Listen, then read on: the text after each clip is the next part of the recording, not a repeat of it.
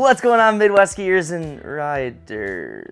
What's going on, NSAA members, and welcome to a special National Ski Areas Association edition of the Rope Tow Report, a show where I will try to break down the 2022-23 ski season in less time than it takes to walk down River Street in ski boots, which does surprisingly take a long time. But before we dive into the start of the actual ski season, we have to wind the calendars back to the summer and off-season of 2022. After record-breaking visitation, ski areas across the country got to work reinvesting that capital in massive improvement projects. And if you were to say the industry was on the up and up, well, you wouldn't be wrong, because we also got just a little bit chairlift crazy. So we all agree to get new chairs then, good? Last off-season, we saw over 60 new chairlift installations, and in fact, Vail installed 19 lifts, which means they came up just one shy of getting their free lift on their punch card.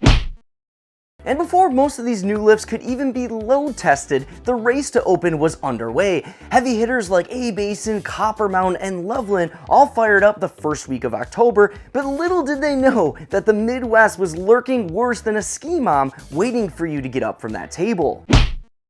After a strong cold front and aggressive snowmaking, Wild Mountain in my state of Minnesota kicked off North America's ski season on Tuesday, October 18th.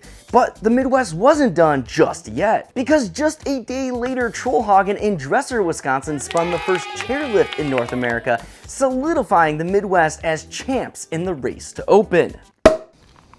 Cheers! October also proved to be a big month for the National Ski Areas Association as they launched their updated Your Responsibility Code, which included a couple of new points. One, to emphasize the importance of not skiing or riding under the influence of alcohol or drugs, which... no comment. And another to let skiers and riders know what to do when they get in an on-hill collision or other incident. And speaking of collisions, this fall, the iPhone 14's new crash detection system created an interesting problem for the ski industry. The new feature was accidentally calling authorities falsely indicating that they were in car accidents. But November finally brought some sustained cold temperatures across the states, finally allowing the East Coast and nearly 100 ski areas across the nation to open before or on Thanksgiving weekend, giving a whole new meaning to turkey carving. As winter finally made its full appearance across the country, more ski areas opened and continued our opening day traditions of ridiculous amounts of stoke, breaking extremely fragile and definitely not pre-cut banners, and of course, pocket cheese curds. Okay, the last one might be more of a Midwest thing.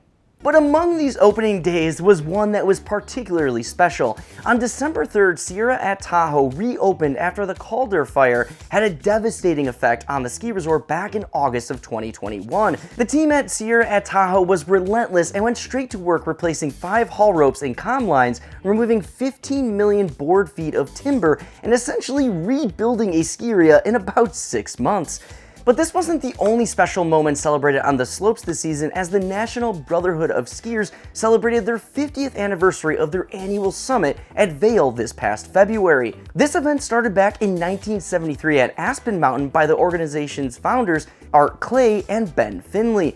Congratulations on 50 years, and here's to another 50 plus. And of course, I can't discuss special moments without talking about one of Time's 100 most influential people for 2023, Mikaela Shiffrin. Shiffrin shocked the ski world by dominating the World Cup this season, taking home 14 victories. One of the most notable victories was on March 11th, where Mikaela won her 87th career victory and broke Ingmar Stenmark's record of 86 World Cup wins, which many thought would be impossible to break. Well, Shiffrin did the impossible, marking 88 career wins this season, and now has become the winningest alpine skier of all time, which of course makes her the GOAT. Yes, a goat with a goat. But it wasn't just Mikaela that had a great season, because the West also broke some records where it just snowed, and then snowed, and then snowed, and then, you guessed it, snowed, to the point where daily snow reports with 20 to 25 to 30 to even 35 inches of snow were semi-regular. These massive amounts of snowfall meant several ski areas out west even continued to extend their seasons, because nothing relaxes you more after a winter-long sprint like another 3 months of winter. On the other side of the country, the East Coast was facing a much different situation where snowfall was, let's just say, snow laughing matter. And what better way to wrap up an awesome season than with a lawsuit? Wait. I know what you're thinking, but listen, this one didn't involve a ski area or a vendor, so we could all just sit back and enjoy Gwyneth Paltrow deliver gems such as this one. Well, I lost half a day of skiing. We all feel you, Gwyneth, on that one. After last season's record-breaking numbers, I thought that there was no way that we could match the vibe, stoke, and interest that we experienced. But we did, and that's all because of your hard work. And on behalf of the skiing and riding community, I want to thank all of you for what you do. Looking forward, the future for skiing and riding continues to be bright, as we have over 35 new chairlifts slated for this summer, on top of hundreds of millions spent on other improvements as well. But without further ado, let's welcome to the stage NSAA's Malcolm Siemens to present this year's Golden Eagle Awards. Take it away, Malcolm.